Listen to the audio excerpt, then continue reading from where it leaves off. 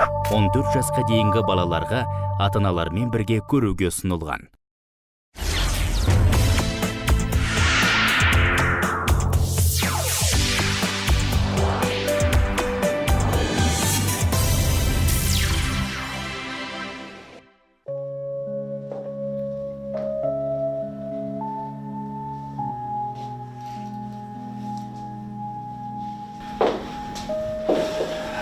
Асан, мен сенің жалақыңды қысқартамын. Неге? Неге? Жұмысқа деген ынтаң жоқ. Берілген тапсырмаларды орындамайсың. Бұл қалай?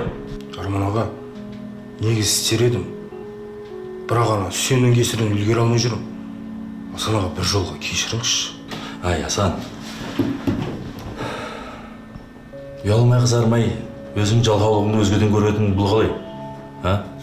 Ұят емес пе? Берілген тапсырмаларды орындамайсың. Онымен қоймай, жұмысқа кеш келесің. Мен саған соңғы рет ескерту берейін. Жалқаулығыңды жоймасаң, жақсы болмайды. Қазірше боссын.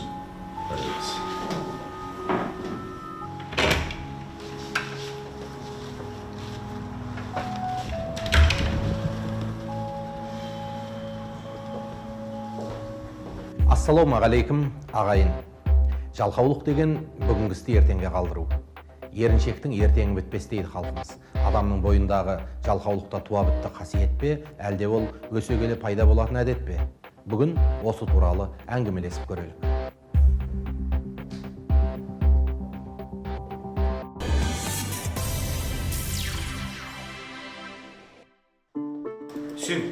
Сенің кесірінен бастықтан сөз естідім.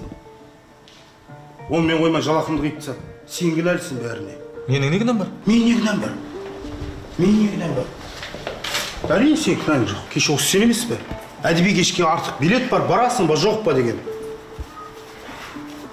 Сен мен ермегенде осы жерде отырып құжаттарын реттейтін осы. Жалқау адам кінәмшіл келеді. Қандай да бір істің нәтижесін көрмеген соң, жалқаулығына өзінен басқаның бәрін кінәлі санайды. Айналаны сынап, қарғап, өмірге өкпелі күйде жүреді. Адам өз бойындағы жалқаулықпен күреспейінше табысқа жетпейді.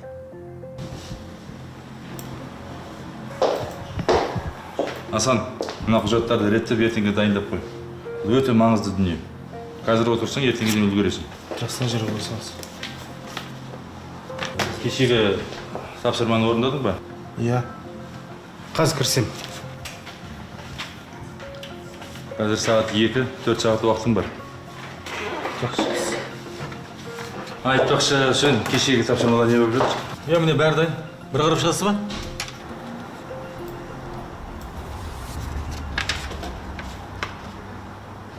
Жарайсың. Бүгін ертерек кете берсең болады. Өзім де сұранайын деп едім сізден. Иә. Мына бір әдеби кешке билет алып едім. Артық билет бар, барасыз ба? Ой, рахмет. Өзің бара бер. Мен кешке шығып бара жатырмын. Шар отырмын. Жақсы, рахмет. Сен? Қандай әдеби кеш? Оны қайтасың, бастық тапсырған жұмыс жасасаңшы. Өй, мына жұмыс па? Ертең 5 минутта істеп берем. Жүр, бірге бармаймыз ба? Әдеби кешке барайық. Қайда болады? Не әдеби кеш? Жүр, сен не қыласың жұмыста отыра бергенде? Бүгінгі істі ертеңге қалдыруды, әрінені бір сылтауратып, айнал соқтап жүріп алуды ғылымда прокрастинация деп атайды екен. Бұл жүрегелі жұғады. Неге адам істің кілтін таппай күйбеңдейді? Бірінші, ол өзінің туа бітті дарынына сенеді. Бір демде лап беріп бар істі тындырам деп ойлап, мерзім тақалғанға дейін жүріп алады. Екінші, шабыт күтеді. Ал шабыт еңбекқорлыққа кереғар ұғым. Асан, жаңа ғана саған бастық тапсырма беріп кетті ғой. Соны жасасаңшы, қайда бара жатсың? Ой, әрі кетсе 2 сағатта келем. Әдеби кешке барып, шабыттанып келмейін бе? Сөз жоқ, қабілетті адам істің мерзімі тақалғанда түбімен қопарып біраз шаруаны тындыруы мүмкін. Бірақ ондай адам ұзақ мерзімді жұмысқа шыдас бермейді. Бір қарағанда талантты көрінетін адамның көп істі соңына дейін жеткізбеуінің себебі осы. Ал том-томдап кітап жазған ұлы ойшылдардың өмірін оқып отырсаңыз, соларға тән бір қасиет, олар үнемі аз-аздан, бірақ тынбастан еңбек еткен. Өйткені жетістікке жету үшін тек шабыт күтпеу керек. Жүйелі еңбектің нәтижесі ғана жемісті болады.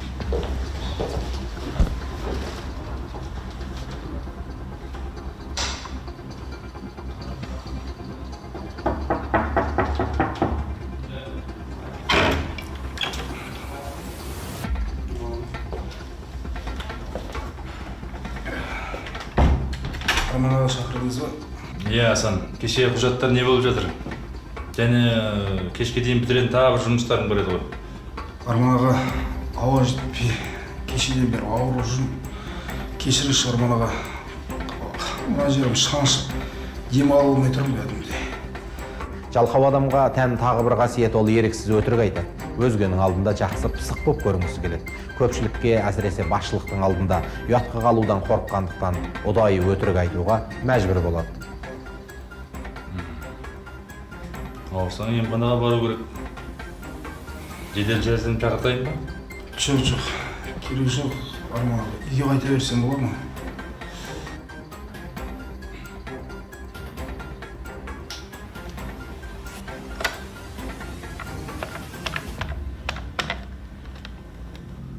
Алло, сен? Мына әріптестеріңе көмектесіп жіберіңдер, Асан ауырып тұрмын дейді. Я маған сол 6-ға дейін бітіріп беріңдерші құжаттарды. Жоға жаққа жіберім керек. Жарай ма? Аха. Жарайды онда, Асан. Бара ғой. Жақсы, сау болыңыз.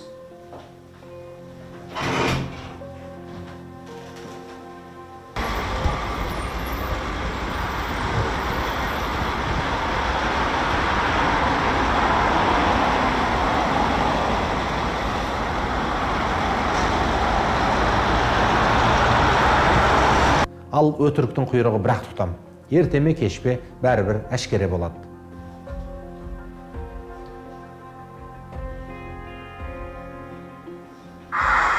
Астананың тұрғындары қалайсыңдар? Күн тамаша, қыздар жігіттер қайдасыңдар? Жиналайық та гамбургер жейік. Бәлем. Көрсетейін мен саған алдаған. Тоқшылықтың өзі жалқаулыққа себеп болуы мүмкін. Қарны тоқ адам жайлы жерден шыққысы келмейді. Әзірге жанталасатын не бар деп ойлайды. Мұндай адамдардың жиі айтатын сөзі мынау. Жердің апшысын қорып, қайда асығам, демалу керек. Бәрібір қырып ақша таппасым анық. Асығатын ештеңе жоқ. Асықпаған арба мен қоян алады деген. Қалған шаруаны ертең де бітірермін. Аштан өлемеспіз. Ел ішінде жүрміз ғой. Бір мәнісі болар. Адам жалқаулығын жасырғысы келгенде осындай әдемі сөзге әуес болады. Еріншектігін ақтап, түрлі пәлсапалы ойларға сүйеніп жатып алады. Адамның еңбек ету арқылы тұлғаланып, толысатын естен шығарады. Жалқаулық ол біздің қазекең қанына біткен нәрсе. Біз тау қозғалса да қозғалмаған халықпыз. Сонда да біздер аштан өліп көштен қалып жатқан ештемеміз жоқ қой. Қайта біздер бұндай қасиетімізбен мақтануымыз керек қой. Өз бойындағы кемшілікті өңін айландырып, тұтас ұлттың атына жабу жалқаулықты ақтаудың ең бір сүйкімсіз түрі. Себебі тұтас халық жалқау болуы мүмкін емес. Бәлкім өзі ерінше керенау шығар. Бұған қандай да бір ұлттың қауымның қатысы жоқ. Мен сендерге қарап таң қалам.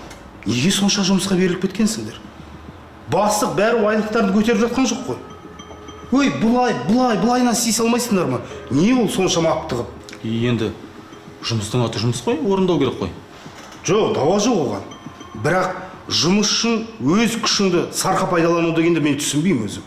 Кер жалқау өзі ғана емес баласын да, әйелін де, әріптесін де, жалпы жолап кеткеннің бәрін жалқау қылады. Жалқаулығын әдемі әңгімеге айналдырып, өмірдің ләззаты, табиғи қасиет қылып көрсетеді. Мен жаным қалаған нәрсені ғана істеймін. Бастық айтама, басқа айтама. Істегім келсе істеймін, істегім келмесе істемеймін. Қалайсың Арман аға? Сен емес сосын сөйлесем. Ассалаумағалейкум. Қалайсыңдар? Үсен, Алма, бізде жақсы жаңалық. Стамбулда халықаралық конференция болады екен. Соған біздер шақыртып алдық. Мына 3 жолдама біздің ұжымның үшеумізге. О, қанеке көрейін. Туысына өте жақсы жаңалық. Қазақта жалқаулықтың алғашқы сатысын қою аяқ деп атайды. Қою аяққа не тапсырсаң да бір күндік жұмысты бір аптаға, бір айлық шаруаны бір жылға созудан ұялмайды. Және қазақта мынадай сөз бар: тіл алмасты жұмсасаң, адам таппас жауап айтады дейді. Шынында кей жалқаудың сөз тапқыштығына таң қалмасқа шараңыз жоқ. Асан, анау қағаза берші. Сен де мен бір күн жұмсарсың.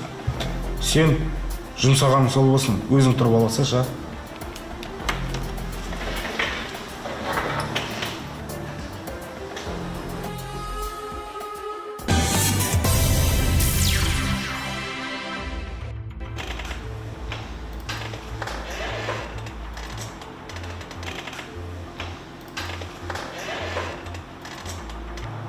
Секе, сен қарызға ақша бере тұршы. Кеше ғана айлық алдың ғой, жұмсап жібердің бе? 100 мың керек болып тұр. Бересің ба жоқ па? Бергенде оны қайтесің? Қайткенде костюм көріп отырмын. Соны алайын деп ақшам жетпей тұрғаны, келесі айда қайтарып берем. Берейін. Бірақ енді сонша қымбат костюмды қайтесің? Киемін да. Әдемі болып жүру керек қой. Әрбір жалқау адам сұраншақ, бап таңдағыш келеді. Өзінде жоқ дүниеге өзгенің есебінен қол жеткізуді ар санамайды. Сондай-ақ жалқаулық білім жауы. Білім инемен құдық қазғандай. Білімді болмақ үшін қажырлы, тұрақты, жүйелі болу керек.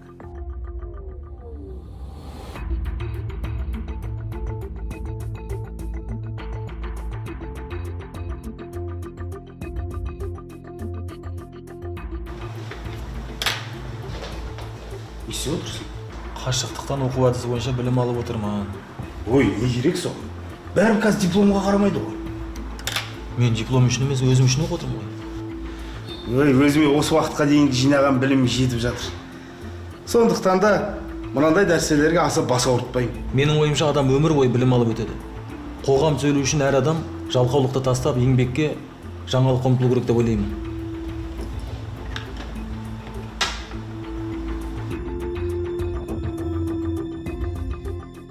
Әлемдегі технологиясы, экономикасы дамыған елдер еңбекқорлықтың арқасында үлкен жетістіктерге жетіп отыр. Жалқаулықты жеңу адамның өзіне, сосын айналасына, қоғамға, мемлекетке пайда келтірер сөзсіз. Өркендеу үшін, даму үшін әр азамат өз бойындағы жалқаулықпен күресіп, білімге, еңбекке ден қою керек.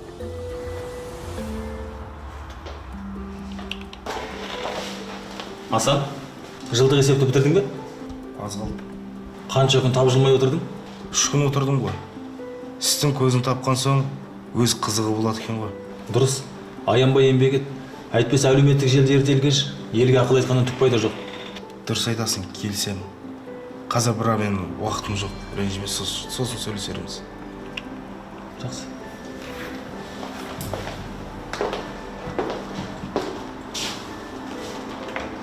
Жалқаулықты тәрбиелеуге болады. Ол үшін өз ғадетін жүйелеп, айналамен санасып, ең бастысы қоғамға пайда тигізуге тырысса, әрекетке берекет болатын даусыз. Қазақта жүргенге жөрге білінеді, жалқауға жан жуымайды деген сөз бар. Асан, мына құжаттарды реттеп ертеңге дейін дайындап қой, бұл өте маңызды құжат. Қазір бастасаң, ертеңге дейін үлгересің. Кешегі тапсырмада орындадың ба? Олар бұнда. Білкеңіз.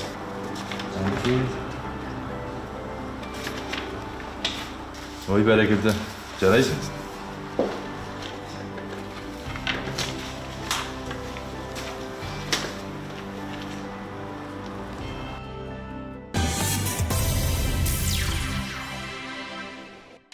Құрметті әріптестер, Стамбулда халықаралық конференция болады екен. Мынау соған 3 жолдама. Ұжымымыздың атынан үшеуің барасыңдар. Құтты болсын. Ой, рахмет. Және Асанның айрықша еңбекқорлығы үшін айлық мөлшерінде сыйақы тағайындадым. Ой, рахмет. Құтты болсын. Рахмет. Азаматты ұжымда, отбасында, дос-жараның арасында сыйлы қадірлететін қасиет еңбекқорлық. Еңбекқор адамның алмайтын қамалы болмайды. Ал жалқаулық адамның мінезін, болмысын бұзатын кесепатты қылық. Біз үнемі қоғам түзелсін, мемлекет қарыштап алға бассын деп тілейміз. Бірақ әлемдегі өркениетті елдермен теңесу үшін жалаң тілек аздық етеді. Еңбек бәрін жеңбек. Басты қағида осы.